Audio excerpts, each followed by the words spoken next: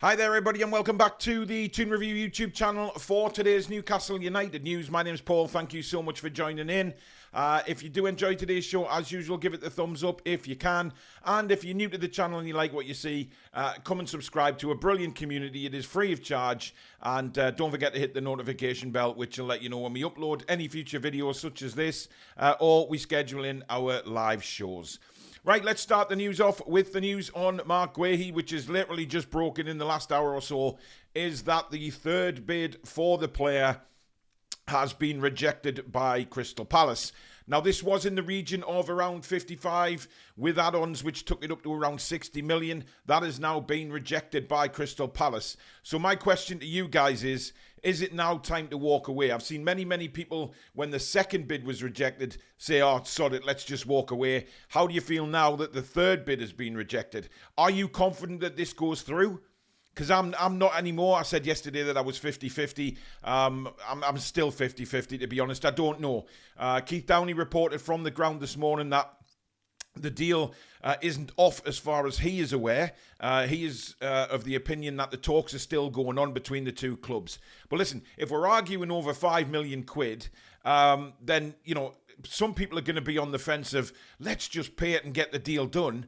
And other people are going to be of the opinion, well, we're not going to be jacked around. You know, if we've got a sort of appraisal of the player, then that's what we'll pay. Now, of course, Parrish came on Sky Sports News yesterday, blabbing off again. We know how he likes to, you know, be in front of the cameras and things like that. Look, he's well within his rights to ask for evaluation. Right? He's perfectly well within his rights. But he starts talking about Guehi as a superstar player. You've got to pay superstar fees, etc. Is Marc Guehi at the moment really a superstar? Is he up in the elite like the rest of the superstars are? I'm not so sure he is. He's got a bit to go yet before he's classed as a superstar.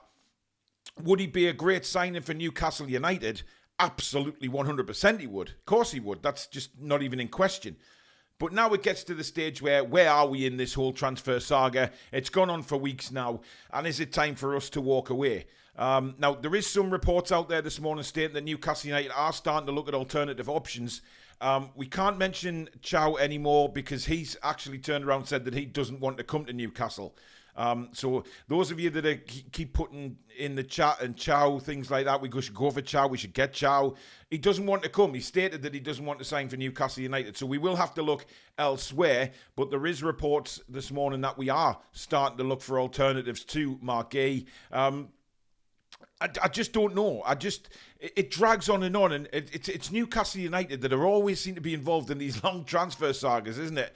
You know, you see other teams getting deals done straight away. They put an offer in, bang, it gets done. But when Newcastle United are involved, it takes an absolute age for these transfers to get done. Look, I'm not sitting here saying Guehi deal doesn't get done because, you know, like I say, Keith Downey is of the opinion that the clubs are still talking and believe that they can get something resolved with this deal. It's not going to happen now before the Southampton game, so he won't be a Newcastle player before then. So we're just going to have to keep an eye on it, guys. But my question to you is, if you were a part of Newcastle United's team that are trying to get this deal done, would you now tell Parrish to sod off and walk away? And then he risks getting less money for Guehi in the future, of course. He's got 2 years left on his contract. He doesn't want to sign a new one. He's already stated that.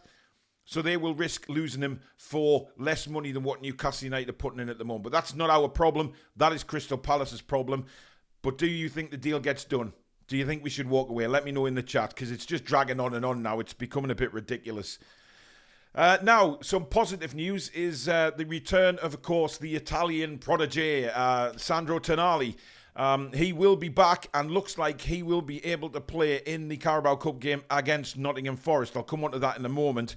Now, the ban runs up to and including the 27th of August. There was some report I saw saying that it was the 29th. Newcastle United have come out and provided proof that it's actually up to and including the 27th of August. So Tanali will be available, hopefully, from the 28th onwards. And that is fantastic news. I don't mean to sound cliched or anything like that, but we know this guy's going to be like a new signing for us. He played 12 games last season. Didn't really get going, did he? I mean, there was a lot of people coming out saying, oh, Bruno and Tanali, they can't play in the same team and all of this. That's absolute nonsense. absolute nonsense. Of course they can play in the same team. It just takes players time to develop a sort of partnership with each other, like Bruno and Joe Linton have now. We'll see that with Tanali in time. Look, I'm not expecting Tanali to come in and hit the ground running straight away. He'll take time. He's missed an awful lot of football. Yes, he has been in training. Don't get me wrong. He'll be fit. He'll be fine to go. But again, the pace of the Premier League, etc., he'll need to just readjust himself and get going again. But I expect him to be in the starting lineup pretty much straight away, given that the only alternative we have in that position is Longstaff at the moment, and that hasn't exactly been great so far. But look, Tonali coming back is absolutely massive for Newcastle United. A midfield three of Tonali, Joe Linton, and Bruno. That's one of the best threes in the Premier League as far as I'm concerned. And that's not just Newcastle bias. I'm talking about those three individual players playing together in the midfield. It can be fantastic. But we have to, as Newcastle fans, give that a little bit of time just to get going. It may be a bit rough to start with, but it will get going. These are three quality individual players who will boss the midfield. And the pressing, the tackling, the creativity, it's all there. All in that midfield three. So I can't wait till he comes back. So if the game against Forest is on the 28th, then he will play.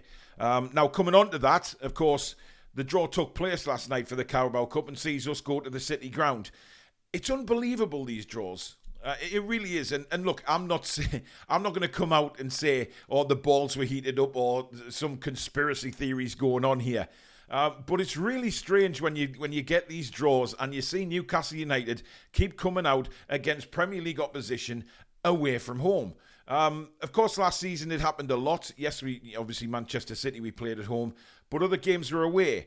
And it just seems like Newcastle United just have such an unfortunate bit of luck in these draws that it just becomes laughable now that you just expect Newcastle United to get a shitty draw. And that's exactly what I think of all this. People, a lot of people live streamed the draw last night on their channels, and I was watching one in particular, and their reaction was the same as mine. It was like, it's just typical. You sort of get excited for a cup draw, which you do, which is natural. But lately with Newcastle United, it's just always, let's look forward to the draw, but we know what's going to happen. Now, the game itself, listen, the Forest, it's up to them what kind of team they play. It's up to Eddie what type of team he puts out in the game. But I expect us to win.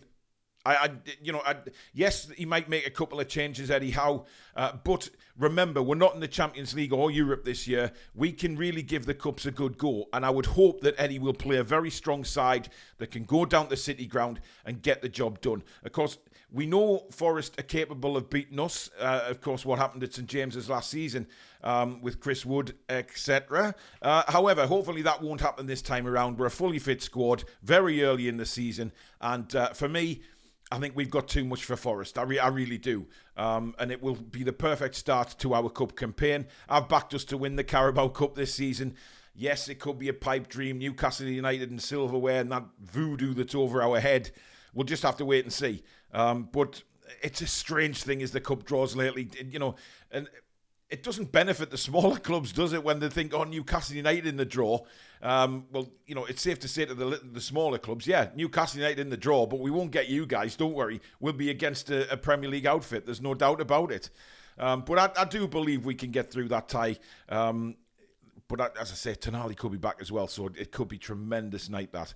And finally, Alan Shearer. Now, if you look at pundits who have predicted the Premier League this season, okay? I've already seen comments on our show that we did last night on our Premier League predictions and having Newcastle United so high up in the table, Manchester United down in sort of 7th and 8th. And people have called us deluded and hilarious and things like that. I don't understand why, because all the pundits are writing us off. And they don't seem to understand what happened last season with the injuries and where we are now, with all these players coming back. Possibly a couple of new signings to still come in. The window is still open. You just never know. But Alan Shearer has turned around and said Newcastle will finish 4th. So he is of the same opinion of the rest of us that it could be a very good season for Newcastle because we don't have the European competition to worry about. And we've got a full-strength side at the moment. Given Botman and Miley and Lascelles, but we are a lot stronger than we were during the course of last season. And we don't have the European run to contend with. I think we'll learn from that next time we're in Europe. We will have a squad to cope. But this time around, we're just playing the Premier League and the 2 cup competitions. And I think that will suit us down to the ground. It will let us play our intense press game. And we can give a lot of Premier League teams a lot of problems next season. And I thoroughly agree with Alan Shearer. We all on the panel last night said Newcastle would finish high up. But the pundits, as usual, on Newcastle will be 8th or 9th.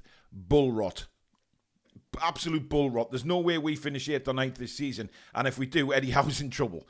But I genuinely believe that Newcastle United will be 3rd or 4th next season. We will be back in the Champions League. And we will then, the season after, have a squad that will cope with the rigmaroles of so many games. But at the moment, bang on Alan Shearer. Absolutely bang on. Big Al, as usual, back in the Toon to do well. So there you go. That is the news today, guys. Don't forget, if you're watching this on Thursday, we have our first match preview of the season, of course, as we preview the Southampton game, which kicks off at 3 o'clock on Saturday at St James's Park. We do have a guest coming on, a Southampton fan as well, so we get both sides tonight about where they're strong, what they're worried about, etc.